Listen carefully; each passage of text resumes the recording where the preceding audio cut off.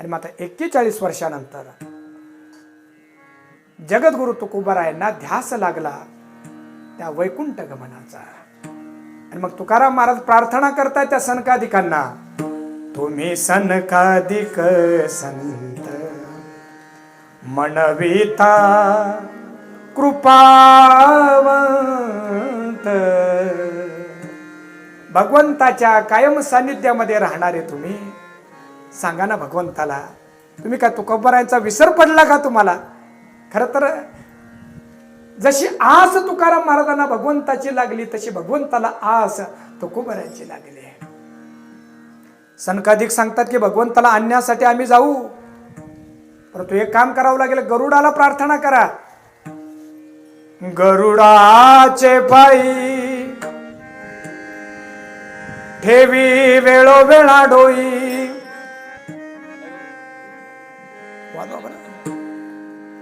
वेगी आणावा तो हरी मज दिना ते उद्धरी. गरुडा, त्या परमात्माला लवकर घेऊन ये बाबा. गरुड सांगायला लागला, बरोबर आहे, आपण लक्ष्मी माता बसले ना त्यांचे पाय दाबण्यासाठी, त्यांना विनंती करा, पाय लक्ष्मीच्या हाती तिसी यावे का कुळती.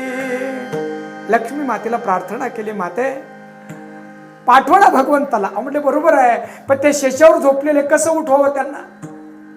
तुका म्हणे शेषा जागे करा ऋषिकेशा. आणि मग त्या शेषाने आपल्या अंगामध्ये असलेली हवा थोडीशी कमी केली, भगवंताच्या मानेला झटका बसला. ही लीला आहे बरं, सगळी आनंदाची लीला आहे. आणि मग भगवंताने त्या सनकादिकांना सांगितलं, जा तुकोबांना सांगा मी त्यांना नेण्यासाठी येणार आहे. सनकादिक आलेत आणि त्याने तुकाराम महाराजांना सांगितलं की काळजी करू नका, फाल्गुन वद्य द्वितीयेच्या दिवशी आणि अगोदरच एकादशीला दशमी एकादशीलाच भगवंत येणार आहे आणि तुमचा सदैव वैकुंठ सोहळा होणार आहे. किती आनंद! आपुल्या माहेरा जाईन मी आता. याला जीवनाची तृप्ती म्हणतात. माणसं मरत असताना रडतात, या जगाचा विरह होईल म्हणून घाबरतात, आणि ज्याने जीवनाची खरी तयारी केली त्याच्यासाठी जसा जीवनाचा उत्सव असतो तसा शेवटच्या दिवसाचा सुद्धा उत्सव असतो. काय तृप्ती आहे! आपुल्या माहेरा जाईन मी आता, निरोपया संता हाती आला. सनकादिकांनी निरोप आणलाय. सुख दुःख माझे ऐकले कानी, माझ्या मायबापाने माझ्या सगळ्याने माझे सुख दुःख ऐकलेत. कळवळा मनी करुणेचा. फाल्गुन वद्य एकादशीच्या दिवशी भगवंत आलेले आहेत. इंद्रायणीच्या पहिल्या तीरावर भगवंत आले. तर भगवंताच्या समवेत त्यांचं परिकर आहे.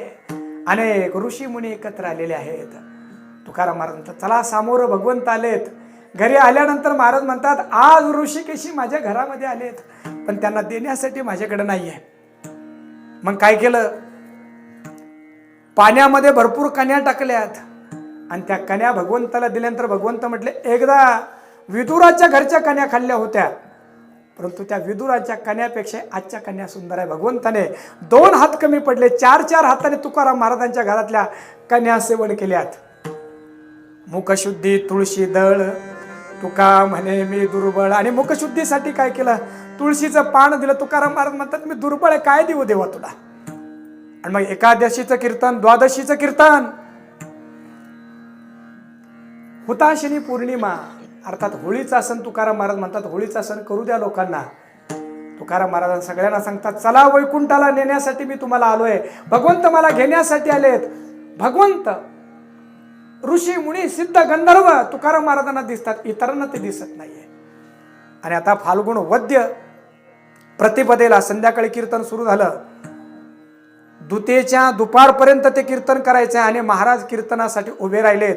पण आता अभंग जे घेतलेत ते काय वेगळेच होते. घोटविना लाळ मालकवस सागमध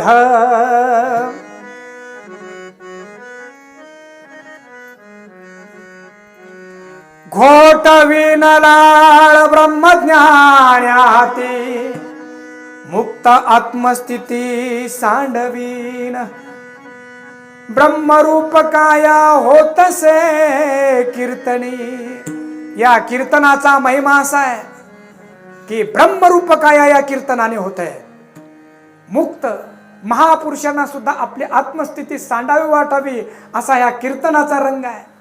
भगवंताच्या भजनामध्ये अशा प्रकारची स्थिती मी प्राप्त करून घेईल की लोकांना वाटेल धन्य म्हणवीन इहलोके लोका धन्या मी तुका देखिला. शेवट तो भला माझा बहु गोड झाला. निर्वाणीचे अभंग जेव्हा तुकाराम महाराजांचे लोकांच्या कानावर पडायला लागले तेव्हा लोकांना कळेना महाराजांची वाणी काही वेगळी आहे. महाराजांवर प्रेम करणाऱ्या भक्तांच्या डोळ्यांमध्ये अश्रू तरळायला लागलेत. वाटतंय महाराज आपल्याला सोडून जात आहे की काय. आणि मग दुसऱ्या दिवशीचा 12 वाजेचा वेळ झाला. तुकाराम महाराजांनी काही लोकांकरवी जिजाबाईंना सांगितलं वैकुंठाला मला जायचे तू चल. कारण लग्न करत असताना त्या सप्तपदीमध्ये मी प्रार्थना केली होती की तुझा व्यवहार आणि परमार्थ दोन्हीही मी करून घेईन. जिजाबाईंना जेव्हा कळालं की तुकाराम महाराज वैकुंठाला निघालेत तेव्हा ते म्हणाले 5 महिन्याची मी गर्भवती आहे, घरी म्हैस आहे, पुरं बाळ आहे, कसं यायचं. आणि मग तुकाराम महाराज सगळ्यांना सांगताय 41 वर्षामध्ये या महाराष्ट्रामध्ये राहिलोय. आम्हाला जे कळालं होतं भगवंताच्या प्रसादाने तुम्हाला देण्याचा प्रयत्न केला. कर्म धर्म तुम्हा असावे कल्याण घ्या माझे वचन आशीर्वाद. तुमच्या कर्म धर्माने तुम्ही सुखी असावेत. आपल्या जीवनामध्ये तार्किकांचा संग करू नका. आपल्या श्रद्धेना मोडणारे अनेक तार्किक आपल्या अवतीभोवती फिरताय. तार्किकाचा टाका संग पांडुरंग स्मरा हो. त्या पांडुरंगाचं नित्य भजन करा. आणि दुपारचा वेळ झाला, भजनाला रंग चढला, टाळाचा घोष होतोय, विनय वाजताय. वारकरी आपल्या हातामध्ये असलेल्या ज्या पताका आहेत त्या पताका आकाशामध्ये भिरकावताय.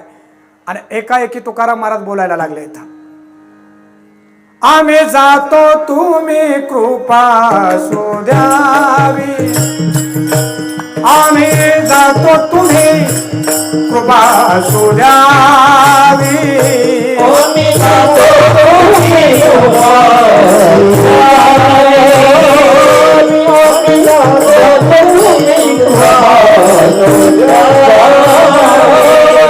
इंद्रायणीचा तट आहे. फाल्गुन महिन्यामध्ये इंद्रायणीला तसं पाणी नसतं, परंतु इंद्रायणीलाही कळालं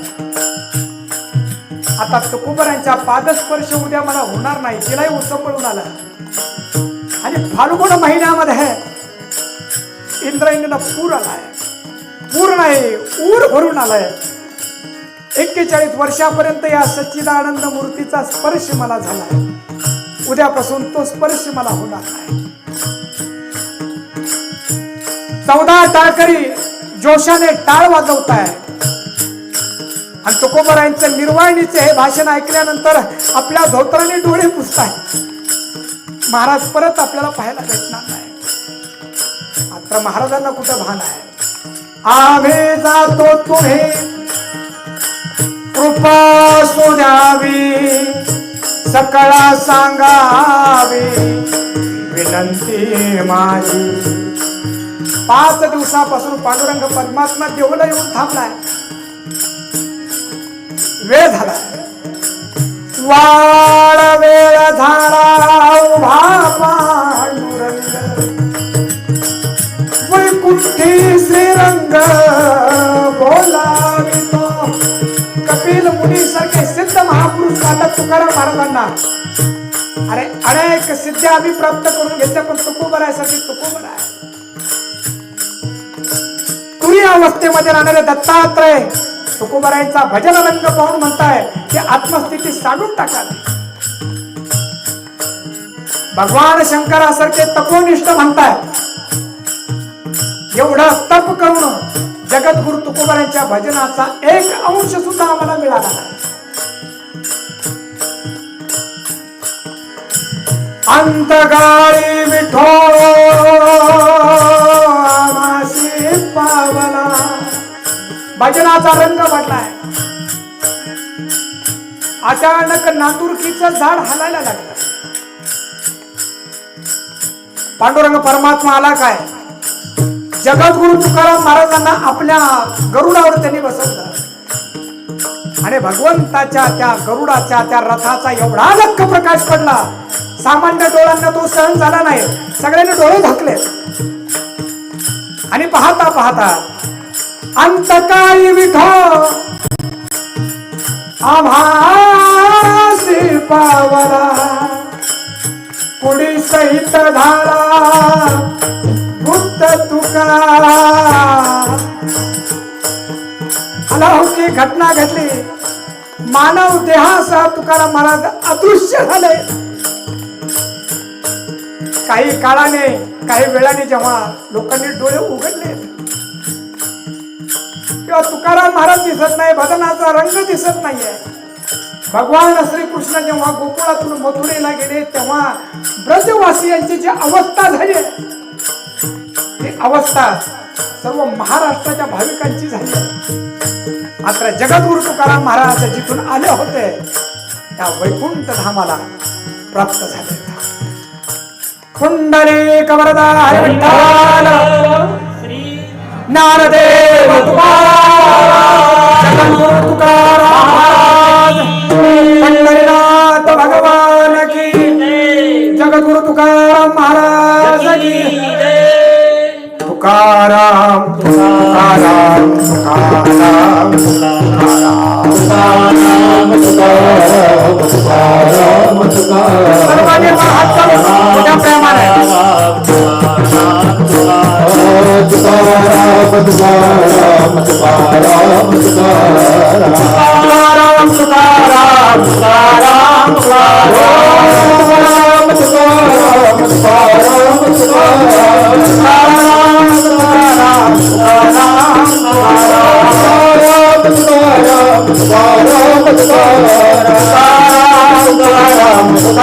तुकाराम तुकाराम तुकाराम तुकाराम